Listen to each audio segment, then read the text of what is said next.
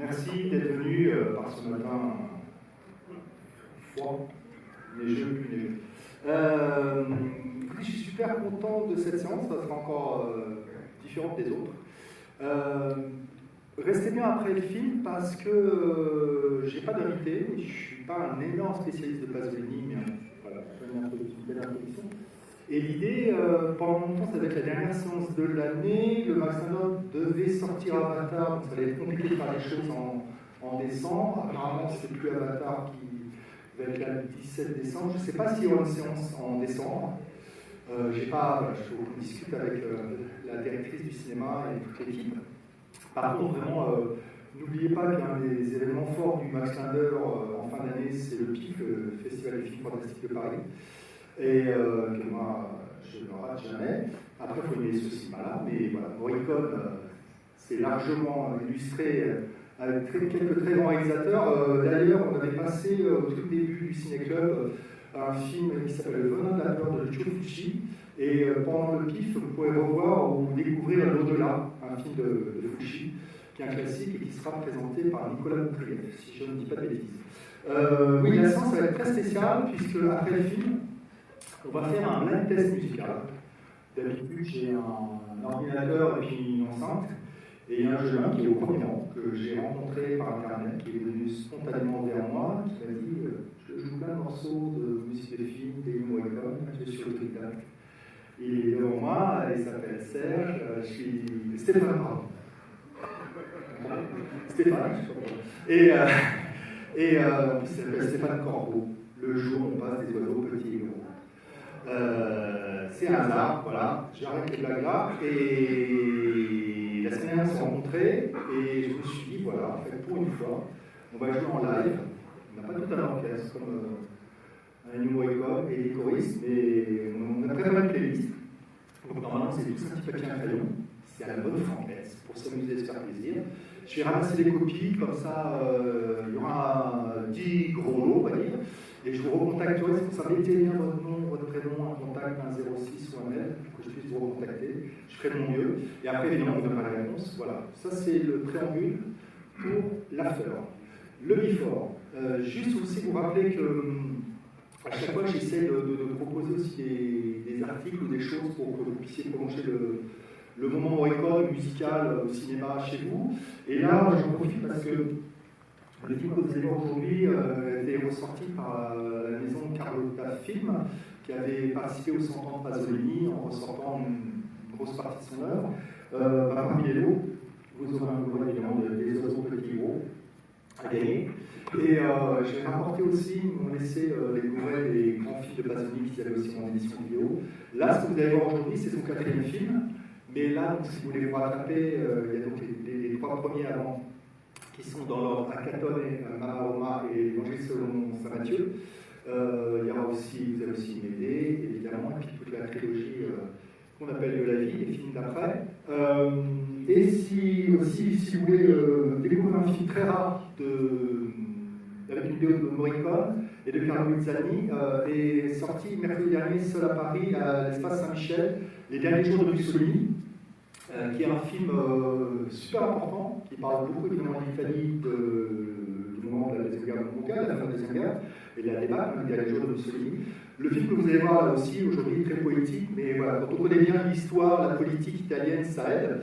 Je vous invite vraiment à découvrir les derniers jours de Mussolini. Il y a un casting 4 étoiles, puisque vous avez Henri Fonda, Franco Nero, et dans le rôle de Mussolini, Rod Steiger, et la société Carlotta vient de sortir aussi dans sa collection Persona, qui se consacre maintenant aux comédiens, un livre entier sur Rod Steiger, qui est évidemment aussi l'interprète des Titufa à la Révolution. Vous savez tout ça, et tout à l'heure, testez la reconnaissance pour le quiz musical. Maintenant, autre chose sérieuse. Un petit mot sur Pasolini. Qui a déjà vu le film des oiseaux petits et gros? Ah oui, bravo. On voit que c'est les fidèles et les meilleurs qui sont là ce matin, les autres tant qu'il faut. Moi, je l'ai découvert au Festival de La Rochelle, comment la rétrospective pour les 100 ans du film. Et vous allez voir dès les premières secondes. En fait, moi, c'est pour ça qu'il y a beaucoup de questions de savoir quel film. Ça fait un moment que je me disais quel film on va prendre pour évoquer la collaboration Pasolini-Morricone. Cette collaboration, elle est particulière, ils se sont vraiment trouvés tous les deux, mais j'ai envie de dire qu'elle est un petit peu frustrante parce que Morricone va se mettre au service de Pasolini, qui était vraiment une personne fondamentale dans la vie des Italiens. Il faut imaginer que c'est quand même le plus grand intellectuel du XXIe siècle pour les Italiens. Et ce n'est pas qu'un cinéaste, c'est-à-dire que c'est un personnage qui est vraiment multiforme, à la fois dans ce qu'il est, puisque c'est un réalisateur, enfin c'est un artiste qui est homosexuel, communiste, marxiste, athée. Et vous allez voir que tout se retrouve dans le film, et son contraire aussi, mais c'est une personne vraiment très importante pour les Italiens, parce que c'était pas seulement un cinéaste, c'est-à-dire avant d'être cinéaste et dans le cinéma, même s'il avait été aussi scénariste, c'est quelqu'un qui a vraiment traversé toute sa vie, l'histoire de son pays, parce que journaliste, parce qu'écrivain, parce que poète, et donc c'était vraiment une référence. Et jusque dans les derniers jours de sa vie, et après la réalisation de Salo et 120 jours de Sodome, qui lui a peut-être valu son assassinat, c'est vraiment quelqu'un qui est resté très présent. Mais en France, on le connaît surtout par ce côté-là, mais je vous invite vraiment à lire aussi des livres sur Pasolini, sur ses recueils, sur ses essais, sur sa pensée.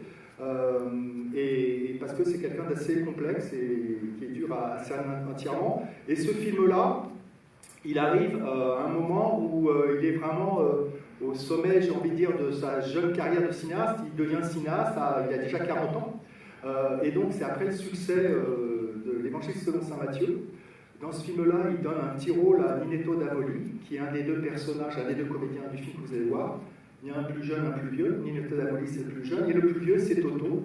Pareil, Toto, en France, c'est quelqu'un qu'on ne connaît pas du tout. C'est la plus grande star du cinéma italien, toute catégorie. De notre point de vue, on pourrait penser à Mastroianni ou d'autres, Togliatti, Gianmaria Volonté, qu'on a beaucoup vu sur cet écran. Mais Toto, c'est vraiment la star du cinéma italien. Et tout le monde, même les enfants de nos jours, connaissent Toto. Je ne sais pas si de nos jours, tout le monde connaît De Funès ou quelqu'un d'autre, si on le met sur le côté Prince du Rire, qui était son surnom à l'époque à Toto. Et vraiment, c'est une rencontre très particulière, ce film-là et ce projet. Toto a derrière lui déjà une centaine de films. Et Pasolini est déjà la personne que tout le monde connaît. Il a collaboré, il a été scénariste avec des plus jeunes comme Bellocchio, comme Bertolucci. Il a aussi beaucoup écrit pour Bolognini. Et là, il propose ce film-là, qui a un ton très particulier. Et dès les premières secondes, vous allez voir, moi c'est ça qui m'a fait choisir ce film-là, parce que vous allez sortir avec cette air dans la tête. C'est une des rares choses dans le cinéma. Tout le générique, en plus d'apparaître sous vos yeux, va être chanté. Et donc c'est composé, et c'est un chanteur, Domenico Modugno, qui avait chanté, enfin qui est plus connu pour un tube que tout le monde connaît qui s'appelle Volare, et qui va chanter dans tout le générique. Et ça marque vraiment une singularité dans la carrière de Morricone, et même dans la carrière tout court de Pasolini, parce que c'est un film, j'ai envie de dire, un peu plus léger. Parfois ça va vous perdre, vous allez voir, c'est un road movie, mais c'est très poétique, très politique, très religieux aussi. Je crois que j'ai un peu fait le tour des petites choses à vous annoncer. Et vous remercier. Tout à l'heure, tendez l'oreille. Avec Stéphane, on va faire de notre mieux pour vous passer un bon moment. Juste aussi vous rappeler qu'il faudrait qu'on quitte la salle à peu près vers 13h30. L'idée, ce serait que je récupère les bulletins avant de donner les réponses. Donc voilà que par étage, je récupère ça, pareil aussi pour les stylos. Et encore une fois, vous remercier de votre présence. Vous dire aussi que la fois dernière était super particulière pour moi, parce que j'étais content d'avoir invité un compositeur, et cette fois-ci on a quelqu'un qui va jouer de la musique. C'est un petit peu les rêves que j'avais quand on lançait le Ciné-Club il y a 3-4 ans, qui était vraiment rendre hommage à Morricone, mais aussi proposer autre chose en plus. Le petit truc en plus depuis le début, c'est aussi l'accueil de la salle, de pouvoir vous offrir le petit déjeuner, qui est cette boutique. Cette boutique, elle existe aussi parce que des distributeurs, des éditeurs me laissent des articles. Là, il y a du Morricone, et j'ai aussi Tabassa qui m'a laissé 3 DVD Blu-ray de Dino Risi, voilà, qui sont des éditions récentes. Donc voilà, merci de votre soutien. Ça aide aussi toute la filière qui propose des films en salle avec des restaurations et qui les édite après en vidéo. Merci, à tout à l'heure.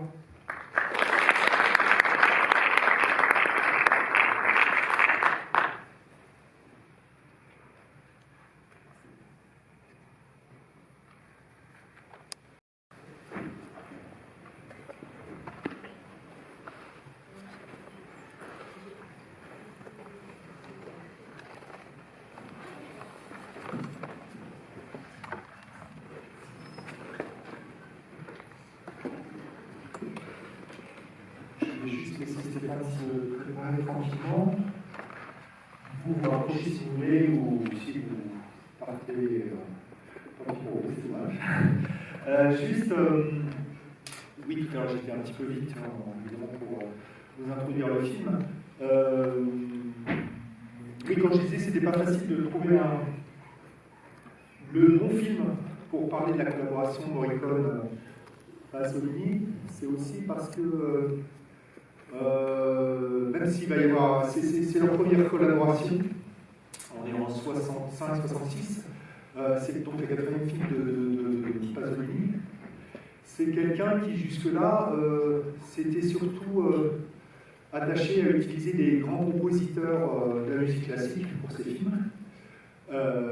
Pour Accaton, le premier film, si je ne dis pas de bêtises, c'était surtout autour de Mozart. Non, pardon, de Bach. Sur Marmorama, surtout Vivaldi. Et sur l'Évangile selon Saint Matthieu, donc le film juste avant, c'était plusieurs compositeurs, ces deux-là entre autres. Et sur Théorème, si vous avez en tête, donc qui sera le film, le long métrage suivant de fiction de Pasolini, et si vous êtes amateur et collectionneur de musique de film, le 33 tours de Théorème, il y a une phase A qui est surtout du classique, la phase B qui est surtout donc autour de Mozart, et la phase B qui est la composition de Morricone. Mais c'est vrai qu'après, ils vont collaborer et Morricone va écrire sur les autres films, donc pas Médée, qui est vraiment un film à part, qui est centré sur la performance et sur la classe. Mais tout ce qu'on appelle la trilogie de la vie, c'est-à-dire le conte de Canterbury, le Décameron, les Mille et une nuits, et même Salo. Voilà, Morricone va composer pour Pasolini. Je te laisse un petit réglage et essayer tout. Alors, est-ce que tu veux nous jouer un petit peu ce qu'on vient d'entendre? C'était pas prévu, mais c'est pour se mettre en bouche et puis voir si on va y arriver. Donc, la chanson d'ouverture qui raconte vraiment tout le générique du film.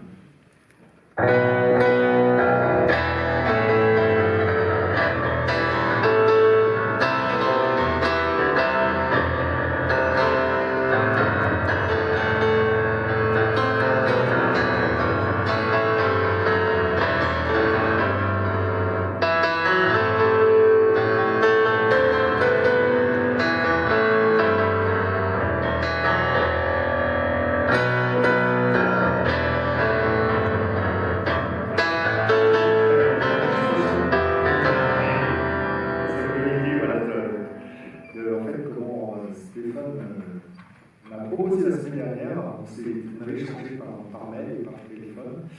Et moi, ça fait un moment que j'avais envie que la musique de jouer dans cette scène, c'était pas facile. Donc ça s'est monté assez rapidement. Je le remercie du fond du cœur, parce qu'on ne se connaissait pas, et puis c'est une confiance mutuelle.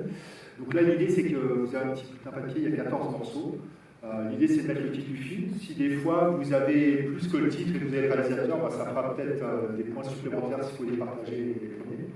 Et donc voilà, on va visiter la carrière de Morricone avec des choses très faciles, et puis des fois je donnerai des petites indications pour vous aider. Et le premier, normalement, vous devez les trouver. Merci beaucoup.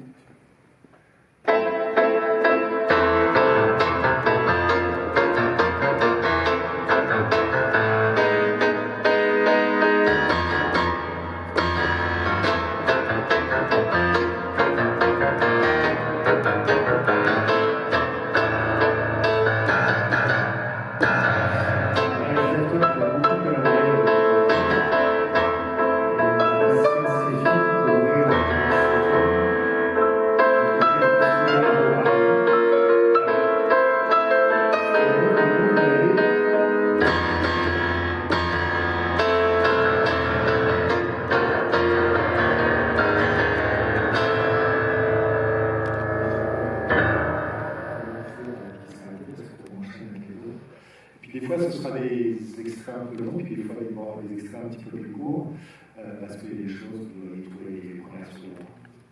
Comme, normalement, une diversité de mon prépa, le prochain.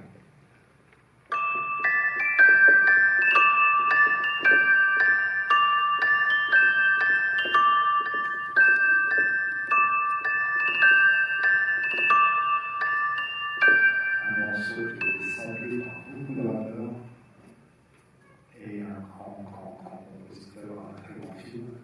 Vous ne trompez pas, hein. Il y a des pièges.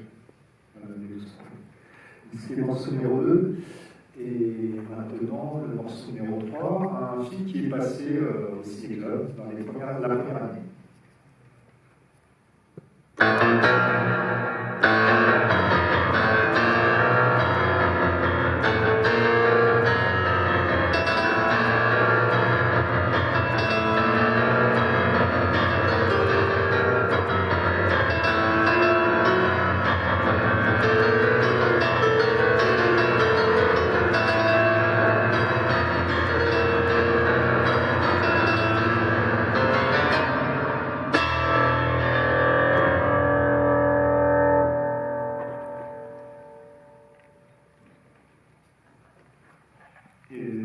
C'était une palme d'or, si je ne dis pas de bêtises, et un très grand film, un peu comme celui-là, la limite du documentaire par moment.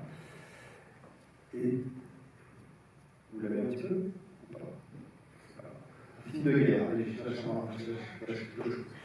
Le quatrième morceau, aussi un film qu'on a passé la première année du ciné-club. C'est vraiment pour les habitués.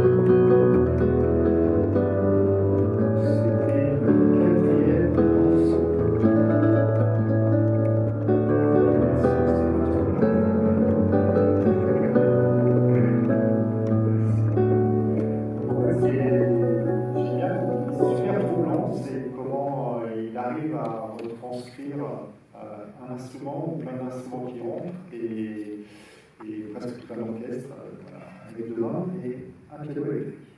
Pour moi, c'est du chinois, mais voilà. Pour lui, c'est ça. Le cinquième morceau, alors là, vous allez voir, en fait, sur les 14 morceaux, on va être beaucoup dans les années 70, et jusque-là, on est dans la première partie de la carrière de Morricone. Voilà, je vous ai donné le cinquième, qui devait résonner. Un film qu'on n'a jamais passé.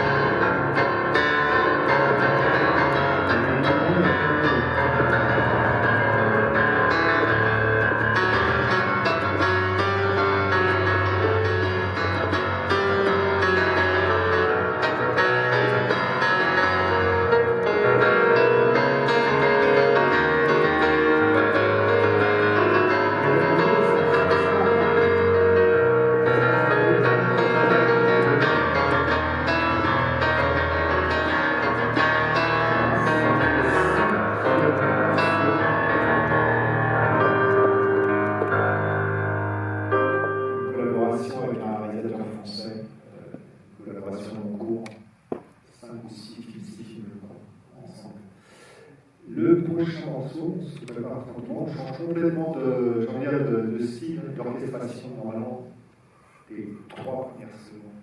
Vous devez les trouver. Sinon, vous faites de la peine.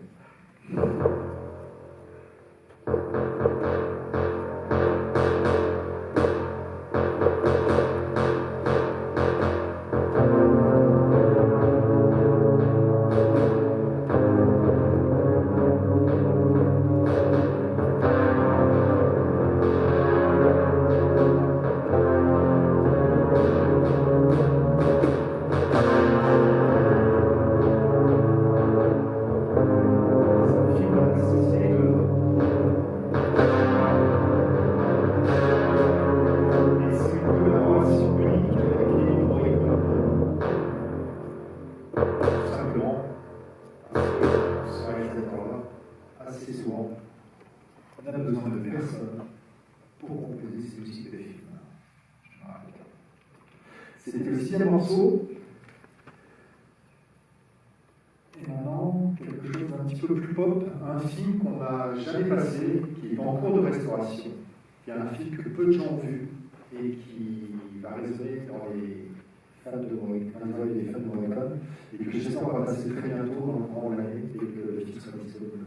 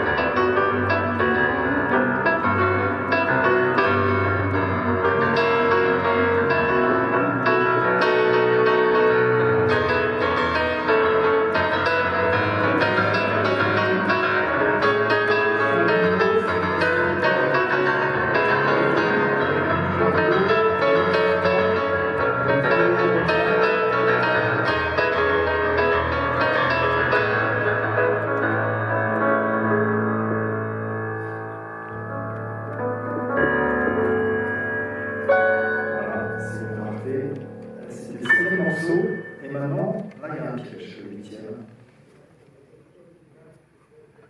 Je vais étudier les pièges tout le temps, vous avez vu. Bon, allez, c'est un western très célèbre, culte.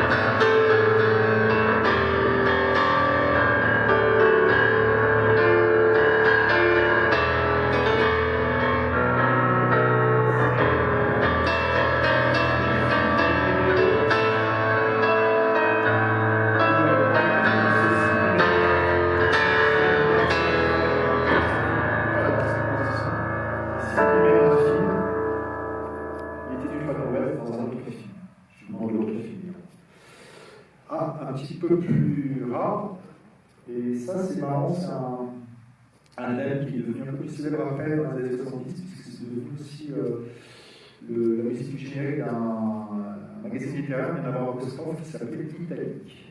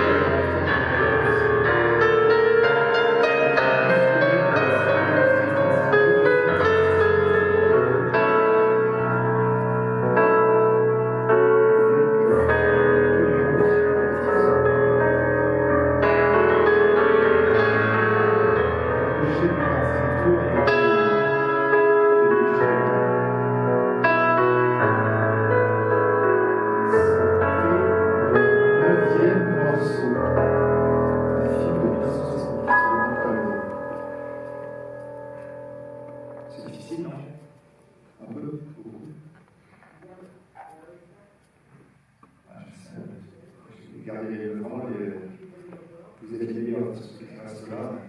Vous êtes venus voir un film de Pasolini un dimanche matin. C'est normal, c'est un peu la messe. On fera un petit juste sur le film, le temps qu'on va rester. Le 10e morceau, un film qu'on n'a jamais passé, un réalisateur qu'on n'a jamais passé non plus.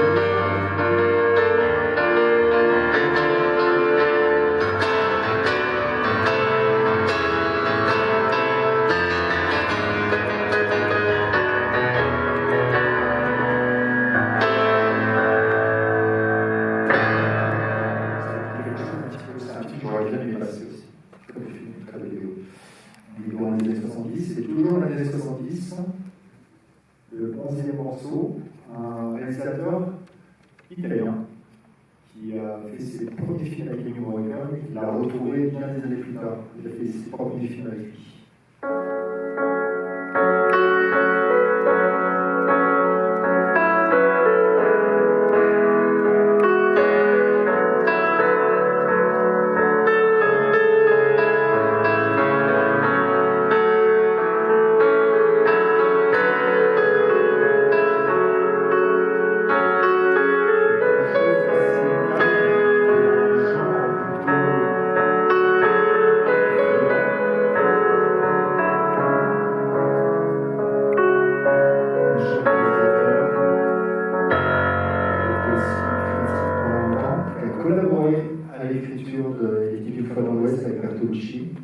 Et qui est devenu un grand réalisateur italien, toujours vivant et en activité. Il est même venu dans cette salle parce qu'il est venu présenter un film de Gaspard Noé dans lequel il jouait. C'était le 11e morceau, et là, on en tout.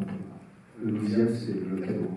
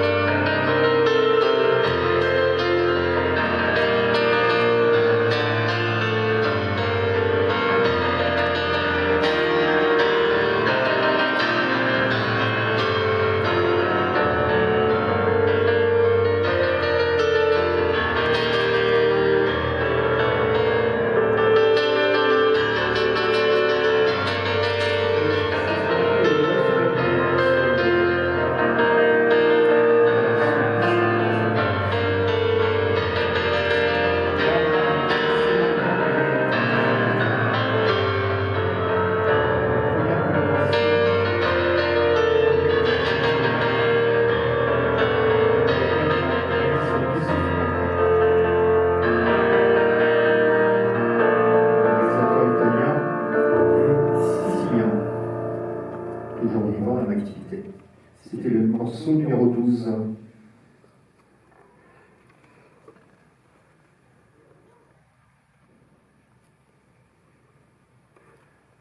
Maintenant, on passe au numéro 13. C'est un des titres.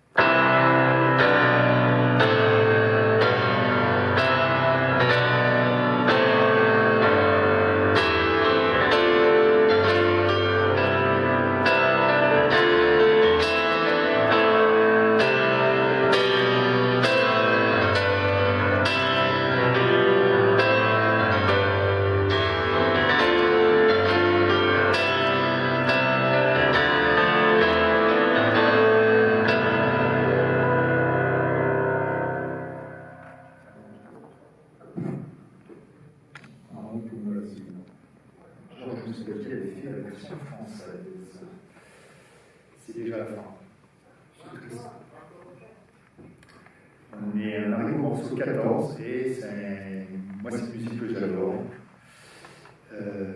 C'est comme ça, ce sera comme un final. Et après, je commencerai les copies et on se reparlera en vitesse de la suite des phases de nuit. Et j'en profite pour remercier Stéphane. C'est un super discours.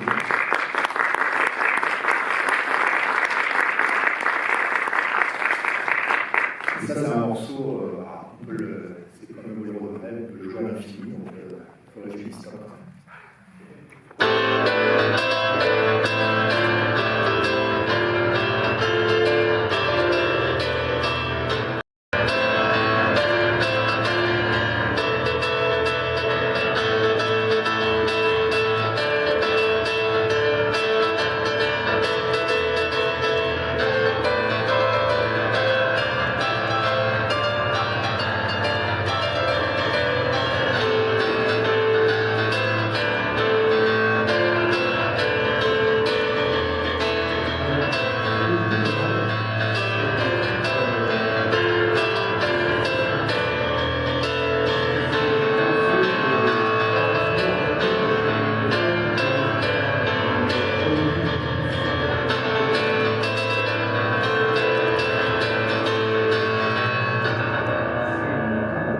c'est le nom, le titre du morceau. Rabia et Tarantella. C'est bon? C'est difficile? Ah mince. Bon, bah, écoutez, j'ai partagé, j'ai corrigé les copies au formule. Je vous laisse. Est-ce qu'il y en a qui faut un morceau qu'il faut vous rejouer, par exemple? Ou tous? Parce que non, on va tous les je crois pas. Non? C'est bon pour tout le monde, on ramasse les copies?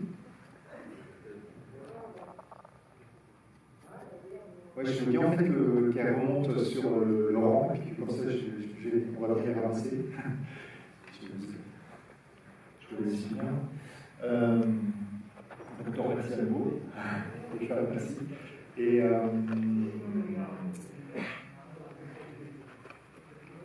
je vous laisse commencer à emballer un petit peu tranquillement votre matériel. C'est bon pour tout le monde. On ramasse les copies. Je récupérerai les stylos aussi après. On a encore un petit peu près 5-10 minutes pour se parler du film. Et se trouver dans le hall.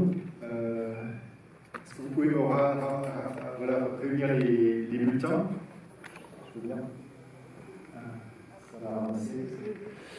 Pendant ce temps-là, merci. Oui, pendant ce temps-là, juste vous raconter des petites choses autour du film que vous pouvez voir.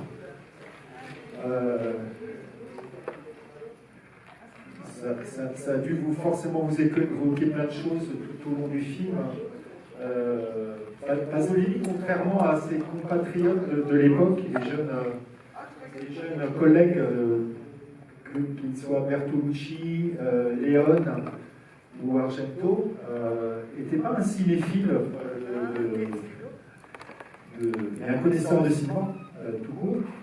Mais la référence, évidemment, vous l'avez tous un petit peu, il y avait des admirations quand même des gens qui l'aimaient, comme Dreyer ou Chaplin, et la référence à Chaplin ou burlesque, et ces personnages qui marchent sur la route, même si Charlot est tout seul, ou peut-être accompagné de quelqu'un, elle est évidente. Alors, est-ce que vous les avez ramassés là, vous les copiez? Je vais venir vous les récupérer, sinon. Quelqu'un qui peut l'aider, les ramasser là-haut? Il y a quelqu'un qui va passer là-haut, il va aller chercher les copies là-haut, en ce moment. Et après, on donnera la réponse. Oui, ce film, c'est un film un petit peu particulier dans toute la carrière de Pasolini. J'ai envie de dire peut-être un peu plus léger, mais qui est tout le paradoxe aussi du personnage, qui est multiple, comme je vous le disais tout à l'heure. C'est assez particulier, puisque c'est quelqu'un qui est profondément athée, dans sa façon de se raconter, de se déclarer toujours, profondément communiste et marxiste.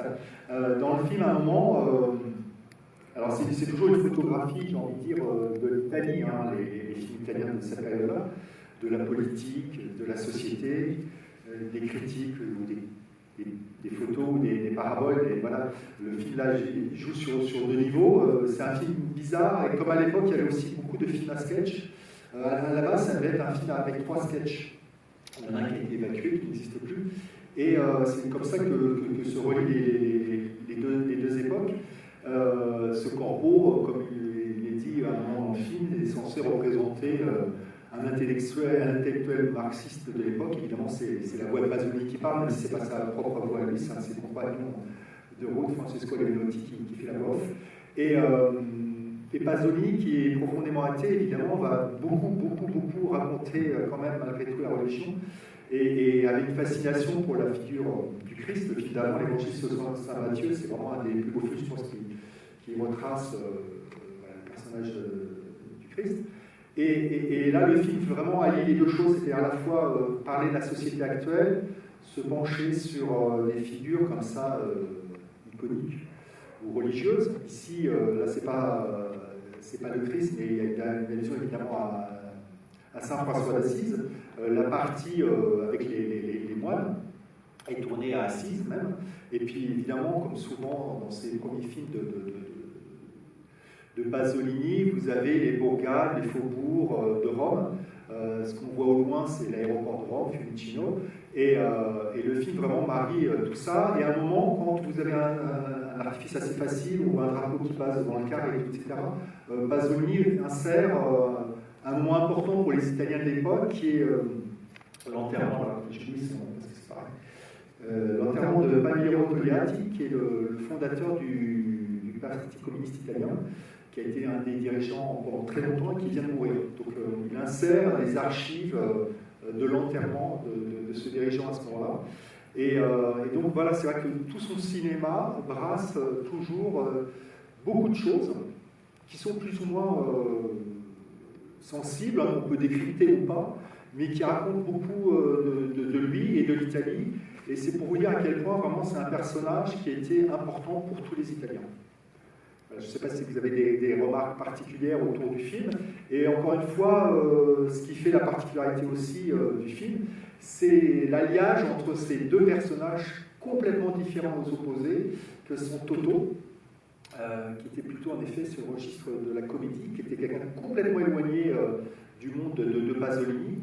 Et Pasolini avait envie vraiment d'utiliser Toto parce qu'il avait toujours pensé qu'il jouait dans des mauvais films et qu'il fallait lui faire dire autre chose.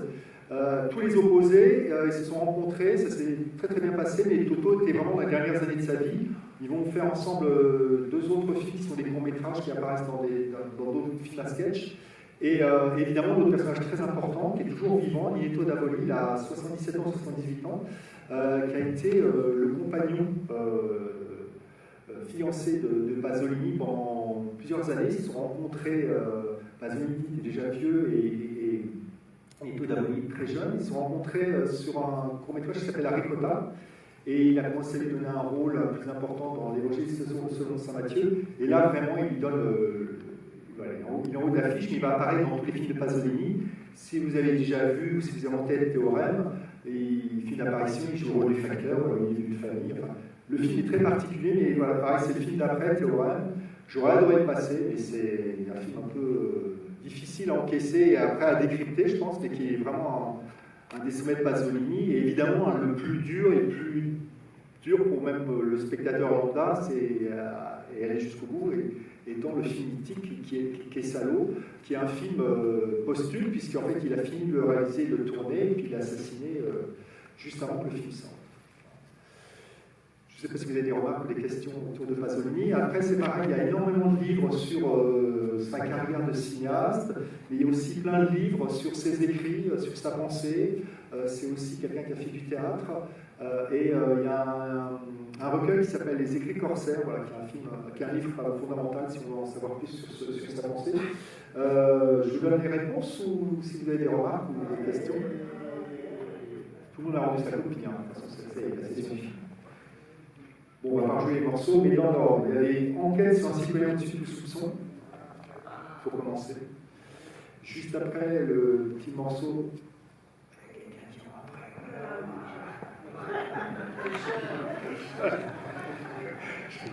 Juste après, c'était quelques notes. Ça, c'était. Et pour quelques dollars de plus. Il ne fallait pas se tromper sur les dollars. C'est le deuxième de ça. Le film de guerre, Palme d'Or à Cannes, c'était la bataille d'Alger, de Diego Portodoro. On avait passé dans les 3-4 premiers ciné-clubs, dans les 3-4 premiers ciné-clubs aussi, juste après Le Grand Silence, de Western sous la neige. Juste après, on continuait. Ah non, c'est pas tout à fait tout de suite la neige. Le film avec Belmondo, c'était Le Casse, d'Henri Verneuil, qui se passe à Athènes, qui oppose Belmondo et Omar Sharif dans une traque à travers Athènes. Juste après, on était dans la neige à nouveau avec The Thing de John Carpenter, le morceau très synthétique, où Morricone s'est vraiment mis au service de Carpenter, qui a presque imité le style de Carpenter, qui à l'époque avait un film tellement compliqué à finir, à monter en effets spéciaux, etc., ne pouvait pas se consacrer lui-même à la composition de la musique du film. Le film très pop, très rare, que depuis les premières années du ciné-club, je rêve de vous montrer, s'appelle Metti una sera a cena, qui est un film de Giuseppe Patroni Griffi, avec une musique très très pop, qui a été beaucoup utilisée par la suite, les reprises dans des publicités, des annonces, des clips, des émissions télé.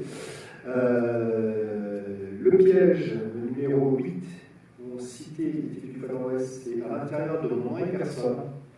une séquence de duel où Mon Écossais, c'est 1973, juste après, Morricone se cite lui-même, de même qu'à l'intérieur du film, il avait aimé et qu'il a toujours aimé, de toute façon, s'inspirer de grands maîtres de musique classique, citer la chevauchée des Valkyries dans Mon Anderson.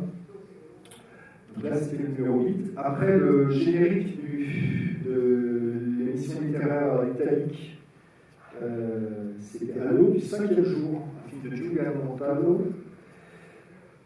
Le film numéro 10 avec Charles Bronson, un réalisateur qu'on n'a jamais montré pour le moment, un des trois Sergio, c'est pas Sergio Corbucci, c'est pas Sergio Leone, c'est Sergio Soliva pour La Cité de la Violence.